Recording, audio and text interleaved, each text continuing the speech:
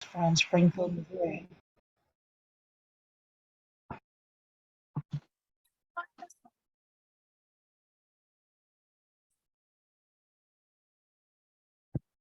All right, we'll have one more minute. We go ahead and get started.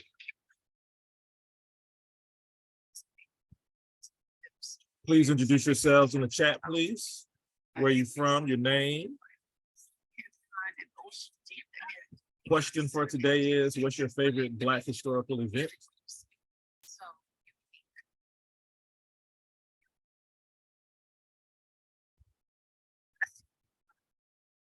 Lingerie reflecting off the mirror on the bar.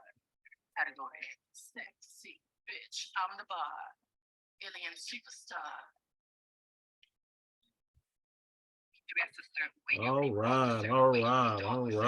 All right. Well, good morning, everyone. Glad to see everyone is here. The closed caption is enabled. So if you need to have closed caption, please make sure that you have it on there.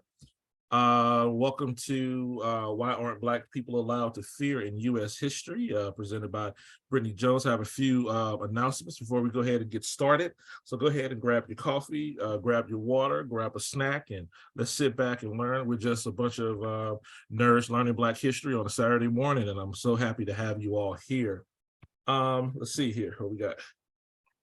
First things first, happy birthday to our queen, Donovan James, and Donovan turns 21 again. So that's the beautiful thing there. So congratulations. Wish Donovan a happy birthday in the chat there. And of course, she shared her birthday with some wonderful historical figures, Audre Lorde and Toni Morrison. So or they share a birthday with her. Right, so she's a dynamic person with that birthday on February 18th. So wish her a happy birthday to our queen of the Center for K-12 Black History and Racial Literacy Education over here. All right, people, I looked at the proposals and they're a little bit low. All right, proposal deadline is March 4th. Now, I see what y'all are doing. Y'all do it every year. Y'all put all these proposals at the last minute. Next thing you know, we're gonna have like 90 proposals the day before. All right, so don't write your proposals at the last minute. Try to go ahead and put your proposals down. Montana's gonna put the link to the Teaching Black History website so you can go ahead and submit your proposals. The proposals are due on March 4th, which is coming up very soon. It'll be here before you know it. Resources of the week. Netflix just released, I believe is a series, African Queens, on Netflix, which came out, I believe, on the 15th, I want to say. There's also a teacher's guide that Montana's going to put the link to in the chat. So make sure that you check out, the movie. Now, remember, people, this is entertainment, edutainment, right? So, of course, it may not be quote unquote 100% true, whatever that means. But, again, it's a beginning point for you to learn various different things about African queens in ancient Africa. And please utilize the link to the teacher's guide there. I believe it was created by the Langston Hughes Society, I want to say, out of New York City. Next week, we have Dr. Acacia James Galloway coming in for Black History Nerds. Of course, you can register on our website. Make sure you do that. What you heard, teaching with oral histories of Black America. All right, so she's going to talk a little bit about how effective oral histories are when we're like learning and teaching Black histories. But for today, all right, y'all didn't come here to hear me talk, right? You came here to see Miss Jones here talk about the concept of fear, Black history, and Black people in U.S. history curriculum. So I will now turn it over to her. And of course, if there's any questions that you have throughout the presentation, make sure that you put it in the chat.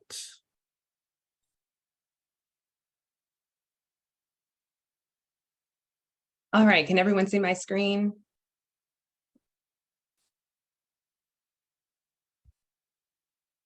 Can everyone see my screen? Yes. Oh, okay, perfect. I don't see y'all, so that's why I didn't know. Okay, well, good morning, everyone. Well, first, thank you for joining me today, and thank you to Dr. King and the Center for the invitation. I have immense gratitude for Dr. King for a lot of reasons, but I think the most being that I really appreciate when skin folk are indeed kinfolk, and Dr. King has truly looked out for me and so many other folks, so thank you for that. Again, my name is Brittany Jones, and I'm a doctoral candidate at Michigan State University. And I'm excited to say that I'm a future assistant professor at the University of Buffalo, starting this fall. But before I get started, I would be remiss if I did not acknowledge the tragedy that occurred this week at Michigan State. So please keep MSU, East Lansing, and our greater community in your prayers as folks continue to navigate such senseless loss of life. And it's really no smooth way to transition from that acknowledgement. But what I can say is that the type of fear that I'm talking about today is different from the one we feel and we experience with such tragedy. The fear I'm discussing today actually excites me, which may sound like an oxymoron, because how can fear be exciting to talk about? But when I talk about Black fear, it's something that's distinctly different from traditional definitions of fear. Psychologists have defined fear as an emotional response that arises when we are in harm's way or when we're approaching harm's way. But what I can tell you all today is that Black people don't need to be in harm's way or approaching harm's way to experience fear, because our Black skin alone puts us in situations that are fearful. Right, so living in an anti-Black society where harmful stereotypes positions Black bodies as something to be feared, that also means that violence against the Black body becomes justified and rationalized. And put differently, as my brother says, our Black skin is a pre-existing condition to harm.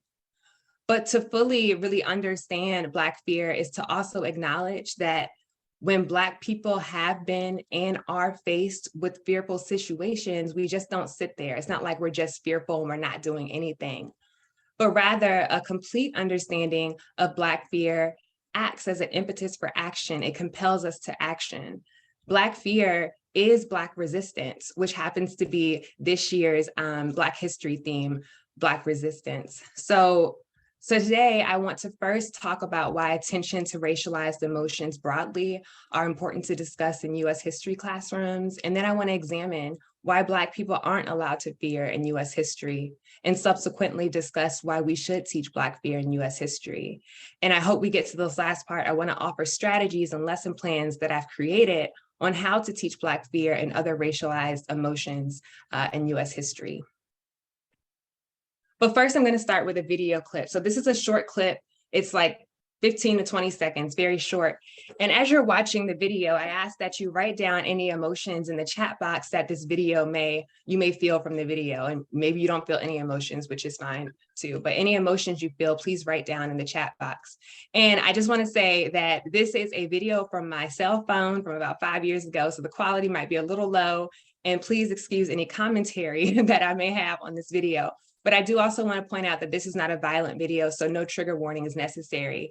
And for context sake, the videos from my 11th grade social studies US history class when I taught in Richmond, Virginia, and we were finishing up our unit on Reconstruction, and I took the students on a walking tour of the Confederate monuments here in Richmond. And so this particular video takes place at the foot of the Jefferson Davis Monument.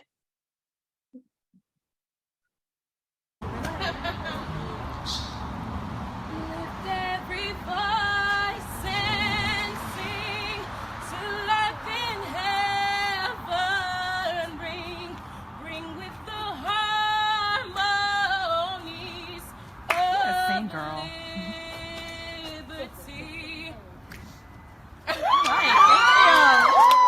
I'm riding a field trip. She's saying it.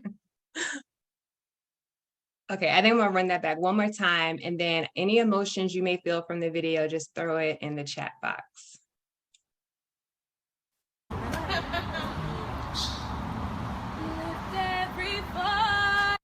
Oops, sorry. Sensing to life in heaven, bring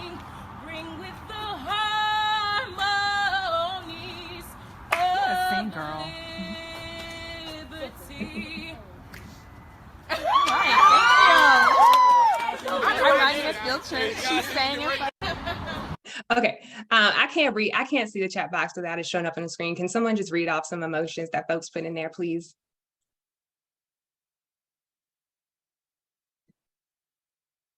Yeah, I've seen a lot of pride, joy, a dichotomy between pride and anger. I saw love, mostly pride, anger, joy. I see someone said truth, truth and justice. Thank you. Yeah. Oh, thanks.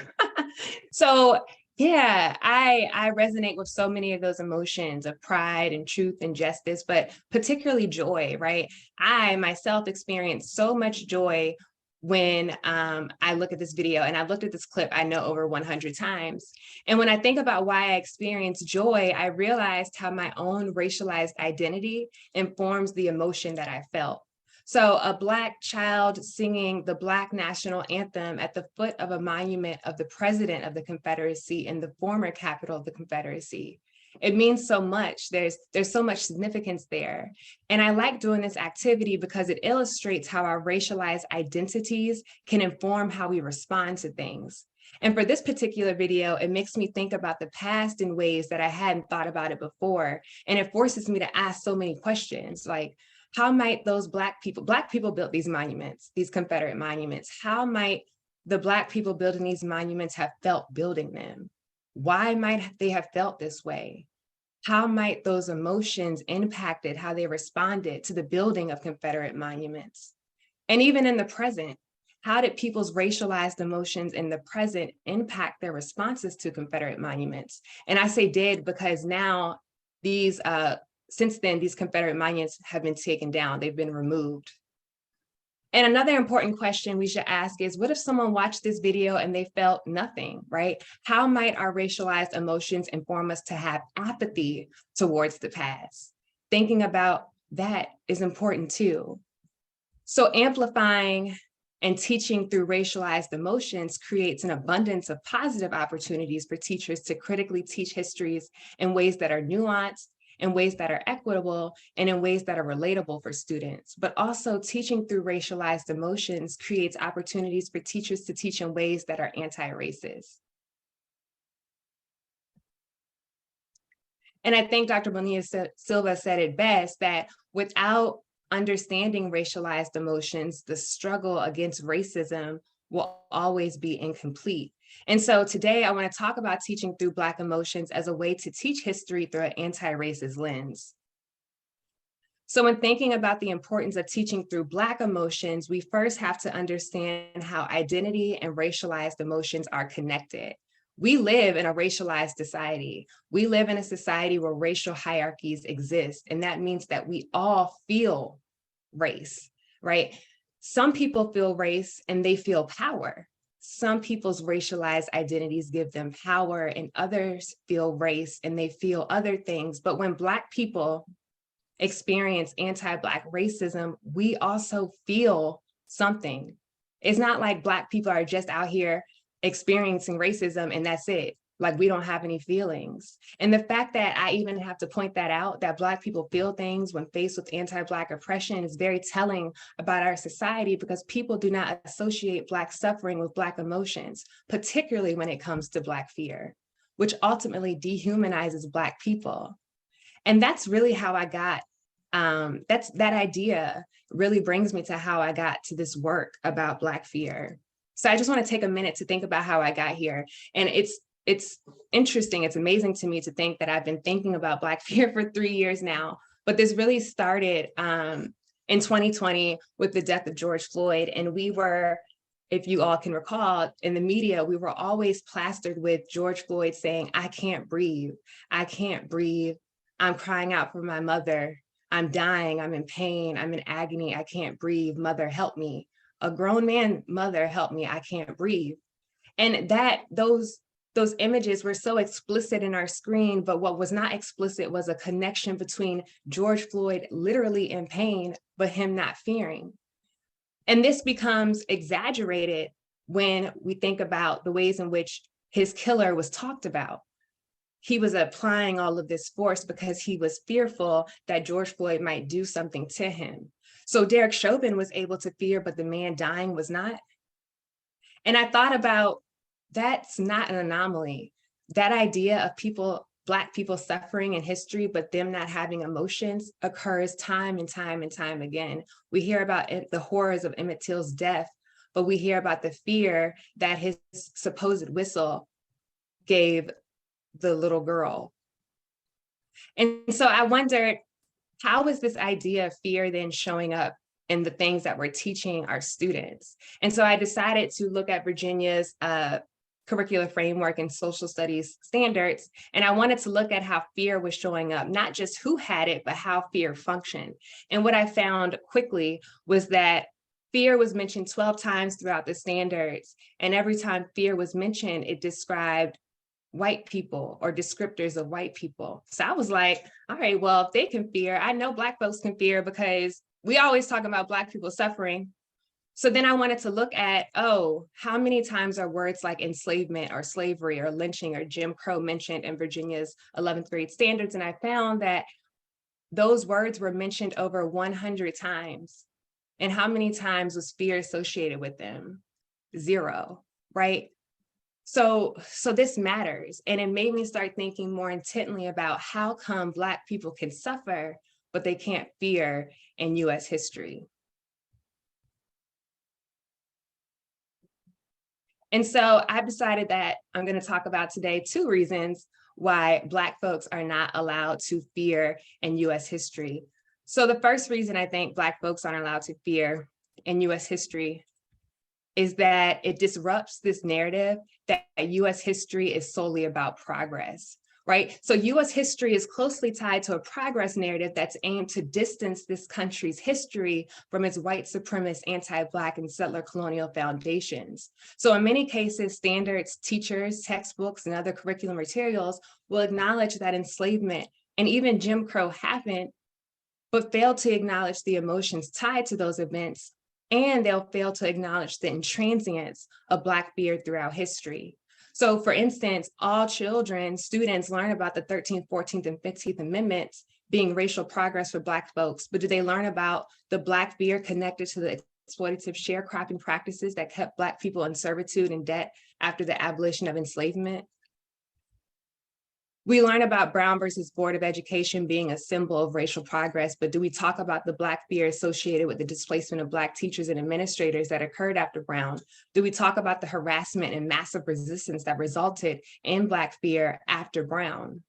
Right, and I can make these examples for the rest of the presentation, but I'm not gonna hold y'all today. But the point is that one reason the permanence of Black fear is rarely discussed in US history is because it brings to light the varied ways white supremacy and anti-Black systems are not something of the past, but has permeated throughout our history and is entrenched in the present. The other reason why I think why Black folks are not allowed to fear in US history is because talking about Black fear disrupts comfortability. So Black fear is not talked about in US history because it makes people feel uncomfortable. Folks don't like to feel uncomfortable, but talking about Black fear is uncomfortable. And I think it's amazing to me how comfortable we are with talking about Black suffering when teaching US history, but not the emotions that suffering produced. Donovan said I was going to drop some gems today, so I'm going to say it again. It's amazing to me how comfortable we are with talking about Black suffering when teaching US history, but not the emotions that suffering produced. But if we took time to talk about Black suffering and the emotions like fear that suffering produced, not only do we have to come to terms with the horrors of that suffering, but we have to name who inflicted that suffering and how it was able to last. We're so normalized to talk about the ways that Black people suffered in US history, it's almost become desensitized. In society too, we're so normalized at looking at Black death.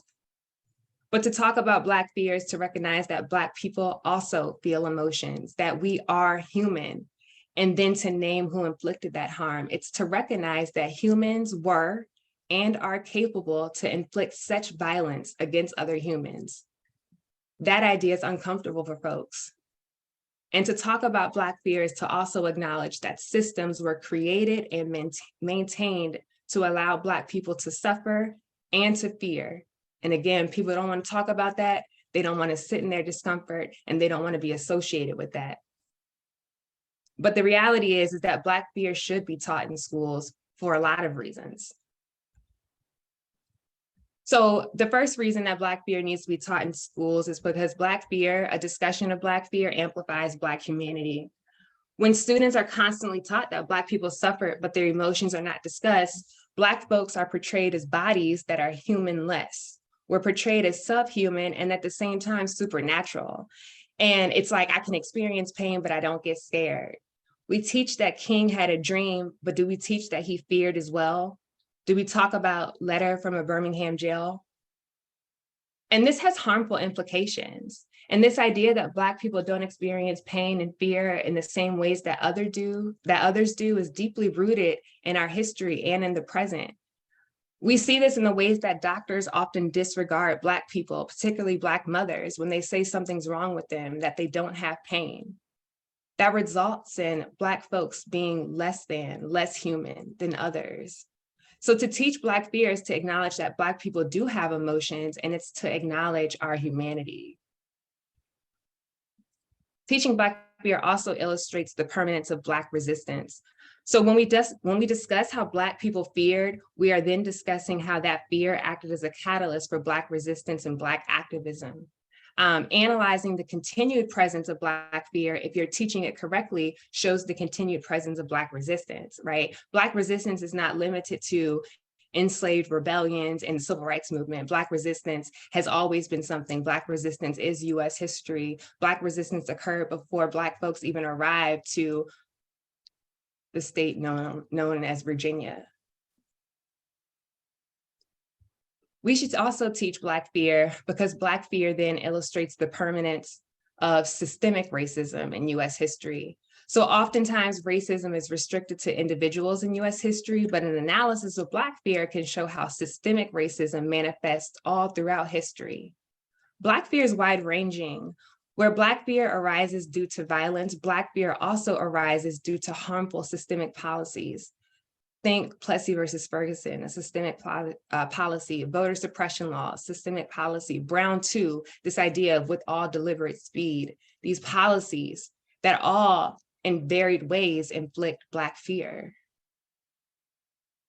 Black fear should be taught in schools because it creates more opportunities for Black students to see themselves in history.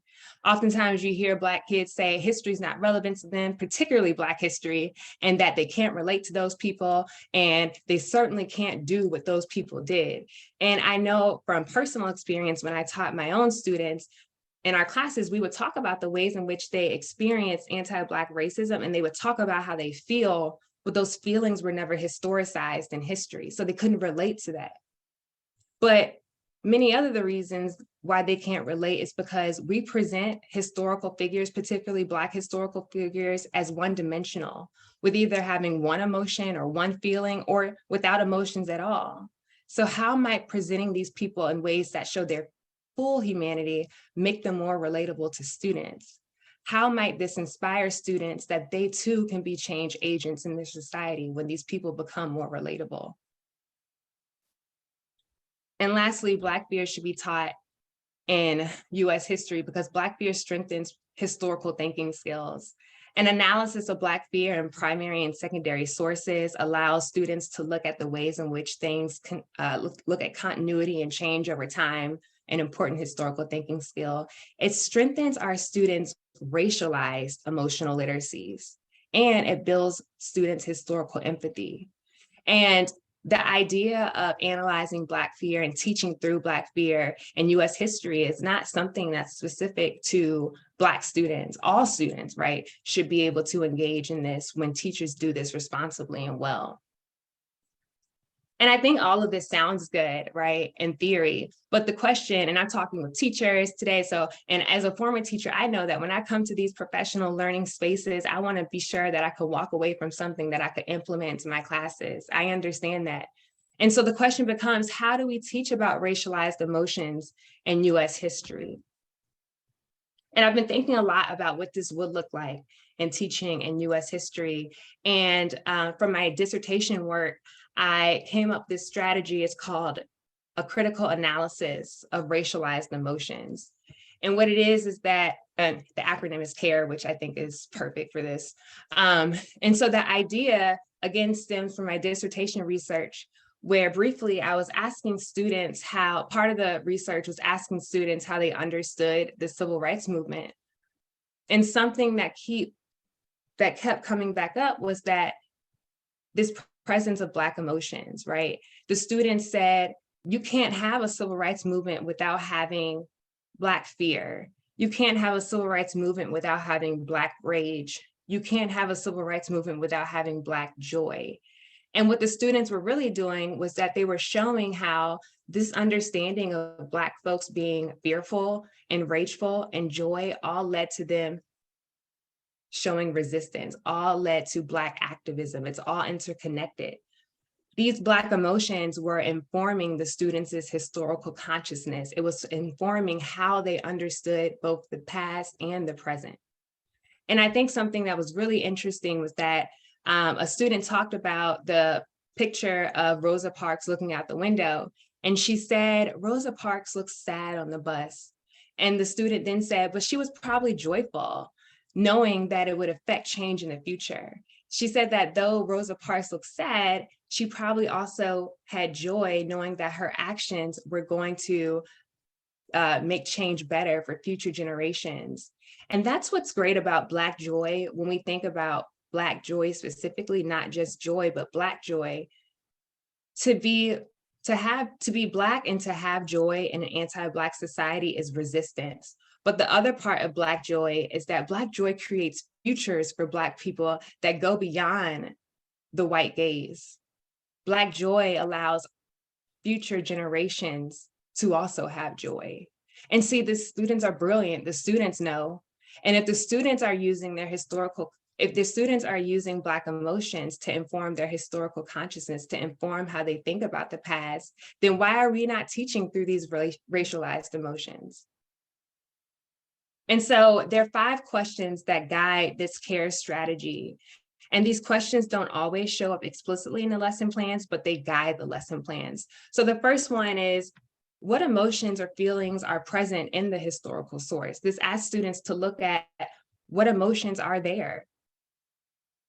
And then it asks them who has these emotions and how do they operate differently? So this question is important because, again, we live in a racialized society. So even if we have the same emotions, they operate differently for us, oftentimes based on our race. So students will look at, well, who has these emotions and how do they operate? How do they function? The next question asks, why do you think the authors included these specific emotions, feelings in this source? So a source a teacher might use could be a speech, and the students will look at the speech and analyze the speech, and they'll say, well, why are these emotions used? Why do you think the author used them? And we know that using emotion is a rhetorical device, particularly in speeches. It's persuasive. So people will draw from emotions to persuade the masses. The next question, are these emotions present today and how? Do we see these emotions show up in today's society and how do they function? How do they work in today's society? This really helps with students with continuity and change. Part of my dissertation research, the students got into a conversation about the necessity and the viability of the Black Lives Matter movement today. And one of the Black students said, I don't think that movement's necessary. And they got into a conversation, and the other students were like, oh, it's absolutely necessary. And the student was like, why? Why is it necessary? And the student was like, well, I experience racism and I fear today. And those people, pointing to the civil rights movement, they experience racism and they fear. And the fact that I still fear and they still fear means that a movement is absolutely necessary. And so they drew from these emotions again to kind of rationalize how a movement for Black Lives Mattering is still necessary, but also how these are not siloed movements, but longer movements. They're connected. The last question that guides the strategy is, in what ways do emotions intersect with race, racism, power, oppression, and/or resistance? So this is an overarching question that really allows students to think about how emotions are connected with these systems that are very present in today's society. And I just want to note that this work is not easy for teachers, right? This socio-emotional work is not easy. It's not something that folks who haven't been trained to do, don't have the range to do, they just shouldn't do it on day one. But it's necessary work, right? So making sure that we're attending professional developments to build our racialized emotional vocabularies is necessary. Strengthening our racialized emotional vocabularies for pre-service teachers is necessary because this is necessary work. And to have that range to do this work responsibly, we need to, again, make sure that we are prepared to do it. I would never ask someone to do this kind of work if they can't, right? Because it would not come off responsibly. And another part of this lesson, every lesson plan incorporates what I call an emotion tracker. And so where a lot of lesson plans have learning target trackers or essential questions that guide and follow students' learning, this strategy offers an emotion tracker that's presented at the beginning and end of each lesson, where students answer questions that analyzed how racialized emotions impacted the particular theme of the lesson. So I have some time. So I've created 3 lesson plans thus far. They're thematic lesson plans using this strategy of critical analysis for racialized emotions. And the one I'm going to share with you all today is looking at Black Americans' ongoing pursuit for civil rights. So as you can see, doing this strategy covers a lot of standards from the C3 framework.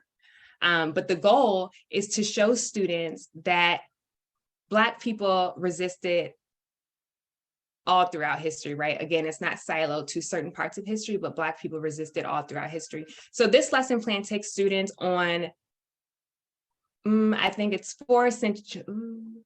Yeah, 4 centuries. It takes students across 4 centuries looking at historical sources and how Black fear in particular is related to Black activism. So I'll just go through this briefly to show you what this might look like. So this particular lesson plan, each student is given a timeline here on the left. And for each period of time, students will come back to this timeline and answer an overarching question, but they will also look at these historical sources and answer like 2 to 3 questions about the historical source. So this first source is looking at enslaved ships, and it's looking at a document from an enslaver, and he's giving his account as he's witnessing an enslaved rebellion. So students will read these and analyze these pictures, and they will answer these questions. Now, after they analyze these questions, they will come back to the timeline and answer the overarching question. And the idea is that when we get to the end of the lesson, the students will see how Black people resisted over a long period of time, like they will tangibly see that on the timeline, but they will also see the relationship between having Black emotions and resistance. And so the second source comes from an enslaved woman who poisoned her mistress. That's what this source is about, and they will answer questions according to that. The third source looks at a newspaper, front page newspaper, but they will also be reading an excerpt from Ida B. Wells Barnett's speech, Lynching on National Crime. The 20th century split up into 2 parts. So it's 1900 to 1950. And then from 1950s to the 2000s, the students are looking at 2 different sources. So they're looking at a YouTube video from John Lewis talking about Bloody Sunday, but they're also listening to Tupac's Changes and reading his lyrics. And having those next to each other is really interesting because they're talking about the same things. And what they're also offering is what Black folks can do to affect change as well, in both the YouTube video of John Lewis and with Tupac's Changes, listening both to his song and reading the lyrics and analyzing as well. And then I have from 2001 to 2013. And so what students will do here is that they will look at different ways celebrities responded to the death of Trayvon Martin. So for example, Solange says, I'm optimistic, I'm cynical, I'm angry, I'm in pain, I'm motivated, I'm confused, I'm scared, I'm sick of racism, and I want to do something about it. So many emotions, right? In that small quote. And not only are there so many emotions, but she's also talking about how those emotions are leading her to wanting to do something about it. So students will read those quotes and they will circle all the emotions and answer the questions for that particular time period, 2001 to 2013. And the last one, 2014 to the present, students will look at a Lakers post-game interview of LeBron James, a press conference, where he so beautifully talks about the fear that he's experienced as a Black person in this society and how that fear wants him to affect change. So again, this takes students on a journey across 4 centuries where they're looking at how the presence of fear time and time and time and time again has always led to Black people wanting to do something about the fear that they experience. So this is just one lesson plan. This is made for high school students, but I'm working on creating some for middle and elementary school. I'm gifting these lesson plans to the center. You're welcome. So they'll be available in I guess definitely by the conference time, but we'll see. So yeah, I'm working through making what this might look like for elementary and middle school as well, this strategy of a critical analysis of racialized emotions. And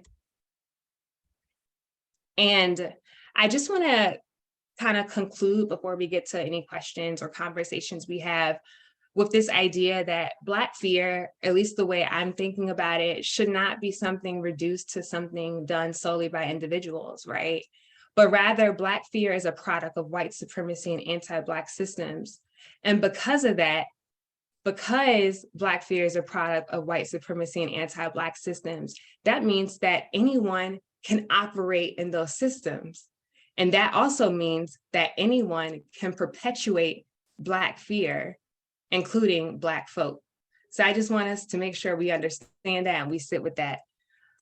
Thank you all so much. We do have time for questions. You can find me on Twitter at lovejones_6. Listen, I tweet about academics, but I also tweet about Real Housewives, so beware. You can also email me, jonesb85@msu.edu. I don't know how long I'll have that email address, but you can find me on UB's website at some point as well. Thank you all so much.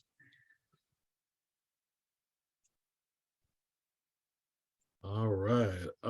Well, let's give Brittany a hand for that wonderful presentation.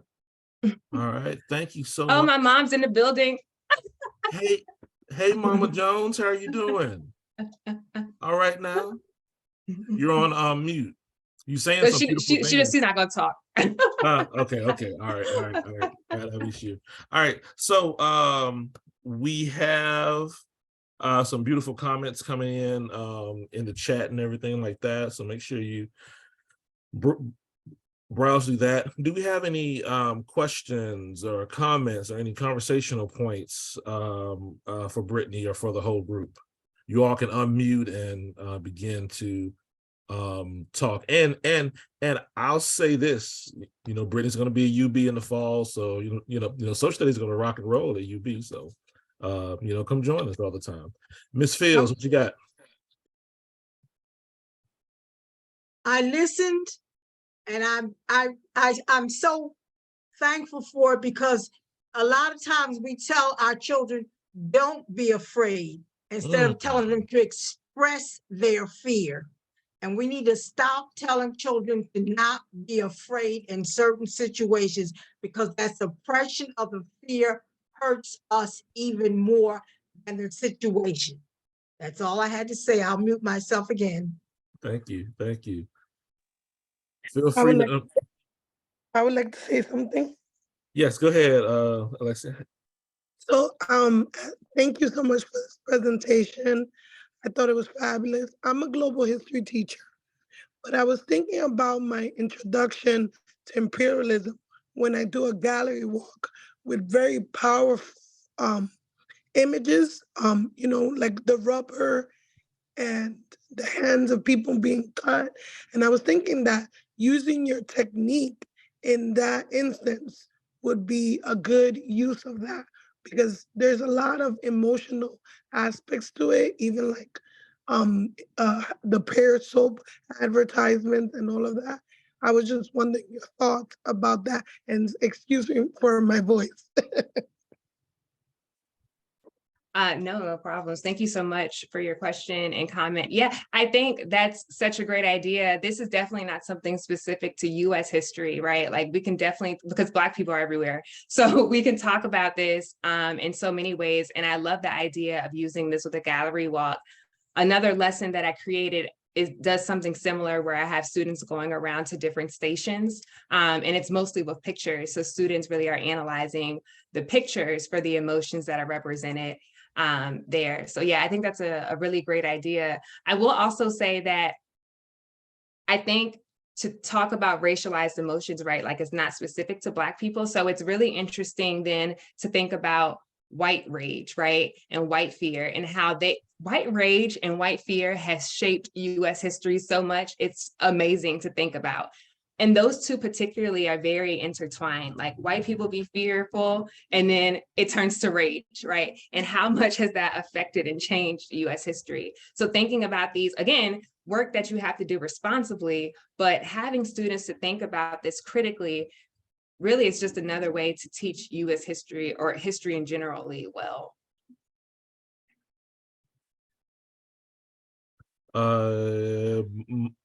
Montana Donovan, were there any questions in the comments or anything like that?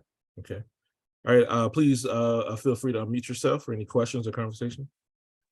I have a question, Brittany. I wanted to make sure I was taking notes, but I wanted to make sure I was writing it down correctly. If we wanted to tell other people to find your care frame, is it a framework? Is it a set of questions? How can we, because I tried to write as quickly as I could, but I want to make sure we do your work justice. Thank you, Dr. Pitts. So yeah, I would call it a strategy for now. It's certainly still being developed as I prayerfully finish the dissertation. But yeah, it'll be on the center's website. All of that stuff will be available there with the questions attached. But again, I'm happy to meet with you. I'm happy to meet with anyone, to talk this through and how it might be modified for your own particular classrooms, just to email away. So yeah, I can get that to you, Dr. Pitts, though. Thank you so much. And Miss Barbara Ann Fields too, I wrote down, you said the suppression of the fear hurts us more. Like what a gift to put that in conversation. Thank you so much, both of you. Thank you. And I think you ought not stop at junior high. You ought to go all the way down to preschool, because there are children suffering in preschool and in first grade who have no way to express this. And they're in classrooms with teachers who are not like them, who do not understand, and put them in special groups of children who have problems, but their problem is their fear of what they're living through and what they're seeing. I'll mute myself again. All right, anybody else? Feel free to unmute.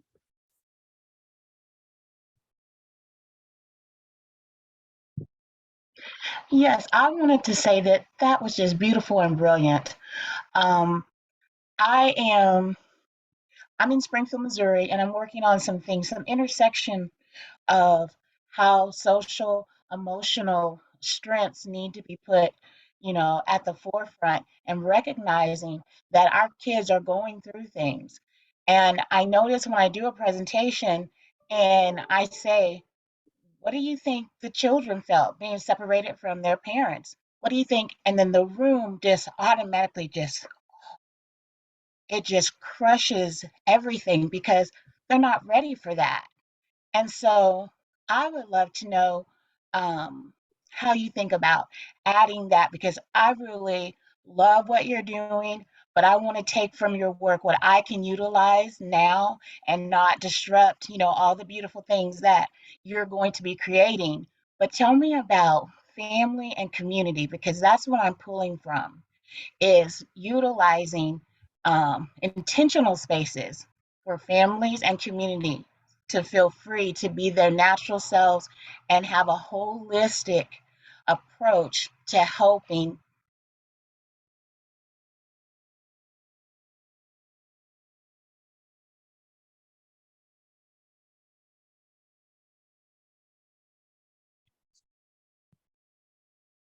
Ms. Peoples, did you finish your question? Yes, having a holistic approach to helping families and community growth in Mhm. intentional spaces. Yeah, that's a really great question. I think that I haven't thought much about what this work might look like in community spaces, but it's definitely something that should be done. I know that, so another piece of my dissertation was interviewing Black families and their attitudes and beliefs towards the teaching of race and racism in schools, because we're living in a society where folks are trying to get rid of Black history and the teaching of race and racism, but we don't hear from Black families and their opinions about that. So through those interviews, a lot of the families talked about how they've created their own spaces outside of school, but with school children, and how they're talking about Black histories that are obviously including topics of race and racism, but also they're talking about how they're feeling when those topics are not taught in schools. So that community space happened outside of schooling, but those conversations are happening amongst folks with emotions kind of at the forefront driving those conversations. Awesome. Thank you for that, because I'm really trying to create spaces in formerly segregated spaces, create that healing. And with that, we don't have to really be regulated to being within a school system, but we are collaborating with, teachers, non-traditional teachers of such. And just to end my point, what I think is beautiful that connected with me with your work is I thought about Alvin Haley and why he started, the work that he did with the dance. And it was after Martin Luther King was assassinated. And that fear, or that emotion that he had, that's what caused him to start the dance studio. And so it's something that's powerful. Fear is moving you in different direction in your emotions. And I think that that's beautiful. So thank you so much for this today. Thank you. Appreciate that. So you have some time for some more questions, if anyone has any. I think Annalise had a question in the chat.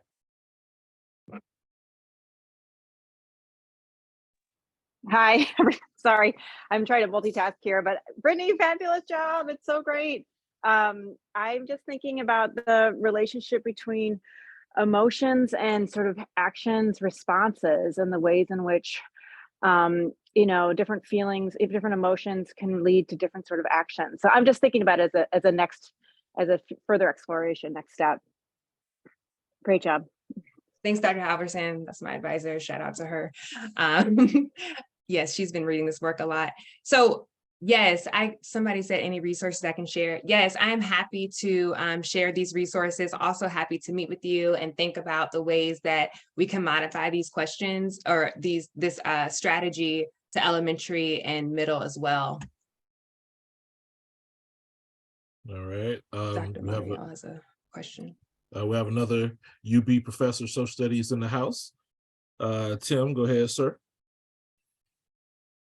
Let me keep my video off because I got kids running around in my beyond Saturday scruffiness. But anyways, first of all, I just want to say shout out to future Dr. Jones. We're so lucky to learn from her brilliance and have her here. So I just want to give her a big time shout out. Also, Feliz Cumples to Donovan. My question, Brittany, is going to be like, I know we kind of talked about this, but how white fear, especially amongst white pre-service teachers, is totally normative, right? So like every question we get is, well, I am scared that I'm going to get fired, or I am scared that the parents are going to do something to me. And so I'm just wondering like how you thought about that, even outside of social studies education, just teacher education, right? Like how can we stop making people use fear as an excuse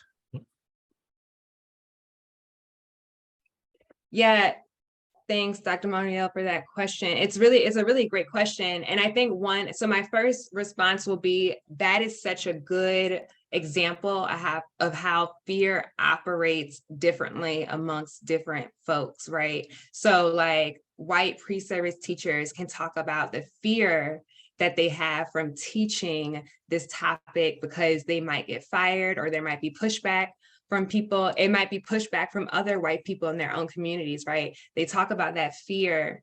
And I think, so I've taught pre-service teachers as well. And I think when I hear folks say that, my first inclination is to say, well, Black kids fear, right? They experience racism. Black children experience that. And so that should be excuse enough to teach in these ways, to teach race and racism.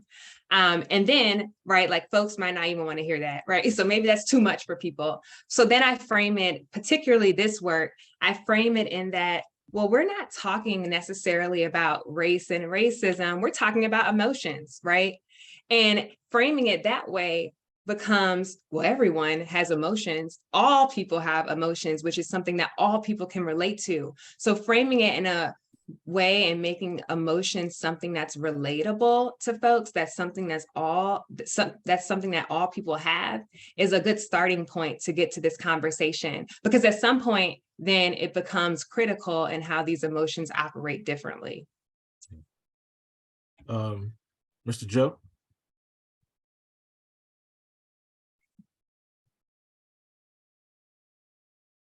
Joe Fernoli, I think I saw your hand up. All right. Zanita, I think I saw you had a question in the chat.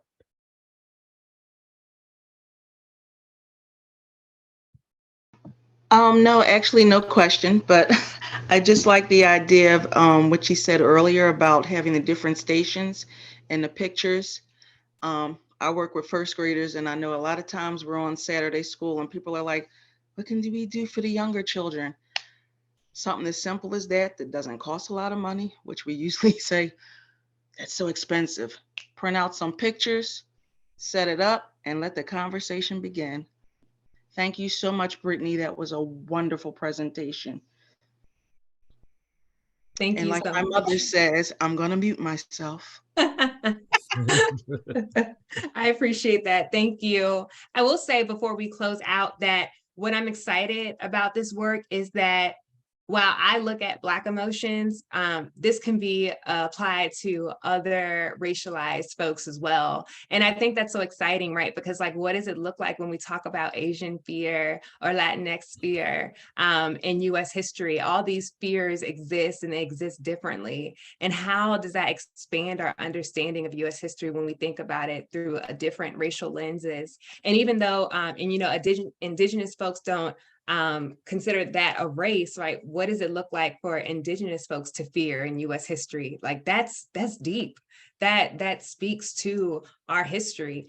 So I'm excited to see and collaborate with folks and see how this grows into just another critical way to teach histories. Yeah. All right. Any other closing questions or thoughts? Because this is your time here. Dr. King, shout out to you for having this amazing speaker. She is off the chain. Thank you so much. That's great. That's great. That's great. All right. All right. So yeah, as we close, I'm kind of, thinking about Brittany's work and kind of comparing it with Dr. Ashley Woodson's work on the concepts of kind of the curriculum, right? So, in many ways, we don't teach curriculum, we teach citizens. And when we begin to start developing these things, these standards, these, concepts for us to teach our students, a lot of students can't relate to the histories yet, which kind of stops their growth of their citizenship, right? So therefore, if we teach this history where we can't connect, all they see is all these brave people standing up. And they're like, well, I'm scared because I cannot be that particular person because I'm fearful of what's going to happen. See what happened to this person, see what happened to this person. But it's really important to bring these emotions within the history curriculum, because then those students can identify and say, yes, I think those people were scared and they still stood up for what they thought was right. So you have something else, Brittany? No, I just really appreciate the conversation and everyone that joined. Thank you so much. So if you look through the chat, I'll send the chat along with the video. There's several different links to various different resources, links to Brittany's work, if you would like to read some more, on that, and other, resources throughout. I think that'll be it, and I will see all you nerds on next Saturday as we talk about Black oral histories. And once again, thank you for spending some time with us on Saturdays, and we'll see you next week.